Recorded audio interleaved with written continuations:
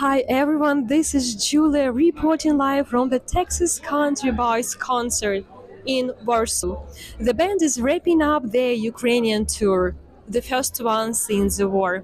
As you can see behind me, everything is about to start. You know that music has the power to bring people together, and actually is proved by the number of people showing up today.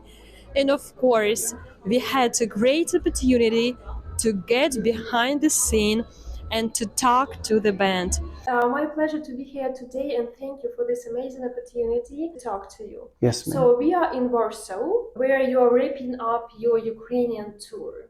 Can you please share your emotions and thoughts upon returning to Ukraine and how it compared to your previous visits? Sure, go ahead. First of all, for me, it was something that we really never anticipated that we could do this early or at this time in the war. So to have the doors open and to be able to follow through was pretty amazing from the very beginning. And in terms of when we got into Ukraine and saw what was going on, really from my eyes, there wasn't a big difference in the Ukrainian people and the way that they loved us and the way we were able to see those people that we've known and loved through the years. But the biggest difference was when you started talking and you found out about the hurt and the pain that they've gone through, and that was so on. Maybe on the outside it wasn't real noticeable, but then when you start speaking and understand how the war has touched everyone in Ukraine. As Trent said, we wanted to come back to Ukraine, but we thought it would take years to be able to come back. We thought the war would be so bad for so long that we wouldn't be able to come back for maybe 5 years. So when we had the opportunity to be in Poland last year and to tour, we just thought, God, we're so close, and there's so many Ukrainian refugees. It was still good, but it wasn't Ukraine. We really wanted to come to Ukraine. So when the opportunity opened for us to be able to come, we said yes immediately. So it's been wonderful. Yeah, and what was the most memorable or impactful meeting or conversation in Ukraine? I think when we were in Lviv, we were doing the Opera Hall concert. And maybe what, an hour before it was supposed to start, we got an air raid notice. And so everybody they couldn't let them in, and we couldn't walk out. And it was getting to be an hour and a half. And we thought, well, they're just going to call off the concert. And then what we didn't know was that the Ukrainian people were still lined up outside. And in my mind, I was going to air raid, you got to get down. But they were just in a single file line from the Opera House way down the boulevard. Very long line. And then we were in a room like this, us and all the guys, and we started to do a song, a worship song. I Speak Jesus. And we were rehearsing that. And at the end of the song, everyone on their telephones got the air raid has been lifted, and we got to do the concert. That was the most memorable for me. Yeah, I think so too. For me, that was. Oh, we had a lot of sweet moments, just reconnecting with our Ukrainian friends, and so. But it wasn't a surprise that their response to our music was the same as it always is. It was a loving, enthusiastic response, and we were very happy to be able to spread a little hope and encouragement. Music has the power to bring people together and to provide a sense of hope. Do you have any examples of how music unifies people, especially during such challenging times? Yeah. Perhaps tell her about the Uiluzi. Uiluzi song. Yeah. I'm looking forward to this. So is it going to be today? Yeah, yes. We're going to do it today. So that song has been really fun to get the crowd going, and as soon as they recognize it, and since I'm the one that's trying to sing the Ukrainian, I'm always a little nervous about it. So I'm thankful when they recognize what we're trying to do. And we read the history of that song when we started to learn this song 2 years ago, actually. And it's amazing how that rallies people together. When we start that song, all of a sudden everybody, like, they trust us because they know we took time to learn one of their songs. Yeah, you know, I think there is something special in this song. I feel it. And during the war, I had to drive a lot and to travel between countries and so on. And I remember me driving at night. I was so tired after the entire day. And then I felt like I have no energy, like that's it. But I still have to drive, and it's night. And then I started singing. Yeah. And somehow I started like gathering just energy. Sure. Yeah. And I feel that I'm capable of moving on and on. Yes. Wonderful. That's what music does. Music inspires people. It unites people. You know, all of us, we have given our lives to music. Yeah. What music means and for who we do the music.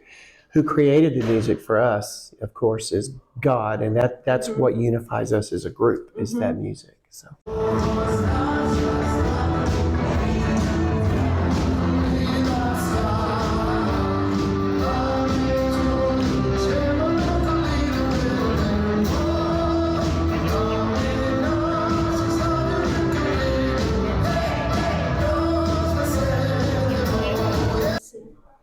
How does social and political situation in Ukraine impact the planning and the execution of the concerts? Yeah, we had to stay, obviously, probably on the western side. I mean, and not go toward the east, not go into Kyiv, not go into, I don't know, Mariupol, those places that have been destroyed. We would love to have a chance to go there one day. Yeah. But the planning, go ahead, yeah. But I was going to say, but in terms of from a social or political perspective, we tried to stay away from the political perspective and just speak directly to the Ukrainians of what's important to us. We want to support Ukraine, everything we can do with finances and military, the way we have. But that is a hot button issue in the United States right now. How much to give. And so we tried to steer clear of that, just to say, hey, we've got a relationship with Ukraine. We love Ukrainians. Ukrainians need Jesus. They need hope during this time. And so we can't come up with a lot of money for anybody. We can't come up with, I didn't bring any weapons over with me, but what we can bring is hope and hopefully a band that's been together that makes good music. And then hopefully through that draws people to the Lord. Yeah, exactly. So this is the way you are addressing emotional needs of Ukrainians in such challenging times. Yes, ma'am. What message in your music resonates particularly well with Ukrainians? That's a good question. Good. Well, I think overall, the front end of things, on most of our concerts in Ukraine, we started with a song that says, go rest high on that mountain. And it's for someone who's passed away, someone has died, and we're remembering everything that person meant to us. And so for those, so many that have had deep loss, whether it be a husband or a son or whoever through this war, that song, I think, was especially powerful with those people. And you would see tears, you would see just hearts kind of touched. Matter of fact, every opening night, we're not going to tonight, we've opened with a song called Country Roads, Take Me Home. Yeah, you know that song? Yeah. Well, we noticed last night that it made people sad because they can't go home right now. Yeah. And so just us understanding the impact of music and words, we want to show them that we care for them. We want to show them that we have compassion for them, but we don't want to make people unhappy but it just shows you how powerful music is. It talks about, country road, take me home where I belong. Yeah. And most of these refugees would love to go home. Yeah.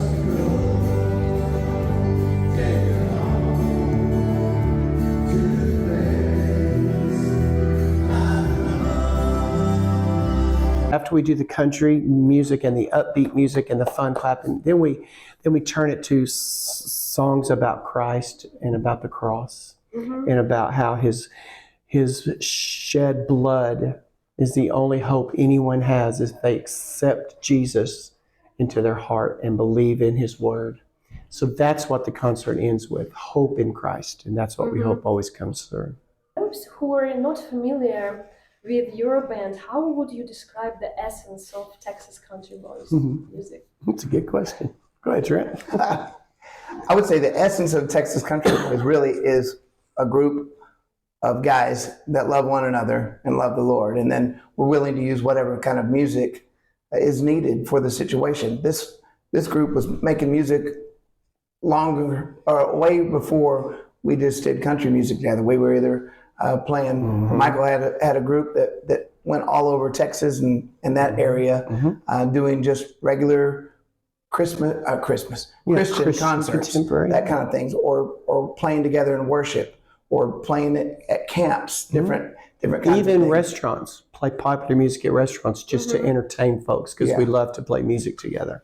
Yeah. But about 8 years ago, Michael Gott came to us, and we were looking for a small group that might come back to Ukraine. We had brought a large choir and orchestra of men from Texas, and it was very positive.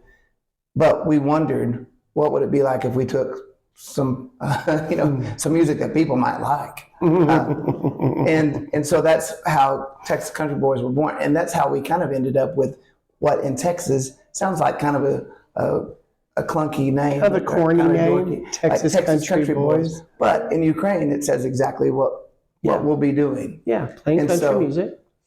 So, and it's been fun to see the people in Texas support what's going on with this group in Ukraine, because they've seen God move, and we don't have the opportunity very many times to see God, or like never, to see what God has done in Ukraine, in Texas, and just to know that we have those people back in Texas praying for us. They're giving financially so we can make it over here, and True. be able to offer a free concert and rent halls and do the sound system and lights and the teams that make that possible. It's pretty awesome. Yeah, and we appreciate American support. We do feel it. What was your takeaways from this tour, and how it may impact your future perspective? Yeah, I think number one, we know that we can come now and move around and go to communities in Ukraine, and we had no harm, no scare. Yeah. Everyone was welcome and open. I think Trent said earlier, everything seemed very normal. Stores open, restaurants open.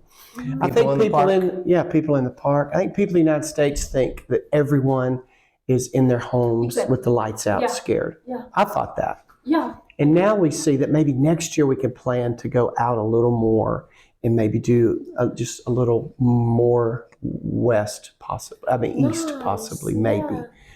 But we know we want to come back as long as we have a platform with MGI. And then even beyond that, if God opens up another door for us. These guys love the Lord. They love music. We really do love each other. And that makes it such a great partnership for us to come over here together for 2 weeks. We love it, love it. Okay, so we are looking forward to seeing you next year. Yes, we hope so. Yes. What would you suggest to Ukrainians to keep them up, to give them a hope? I would say what our message has been the whole time, our hope is in Jesus. Yeah. And so we pray that they, as many as possible, would have a personal relationship with him, that where they could read the Bible, his book that he's given us, and then be encouraged through those words, and be encouraged to do good works and for other people. And so if they're in a good place, maybe they find someone else that's in a bad place and help them and tell them about what Jesus has done for them. And so it's just a kind of a contagion that keeps going, one after the other. Would it be possible for us to do a song? Yeah, it would be would that be awesome. okay? All my hope is in Jesus.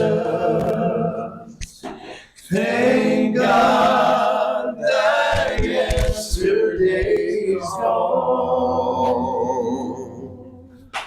All my sins are forgiven, and I've been washed by love. One more time, boys. All my hope. Sing it for them. Here we go.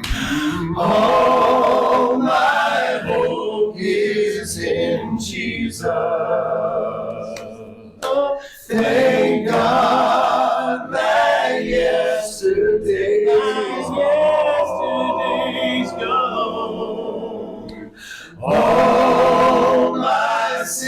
sins are forgiven. Yes, they are.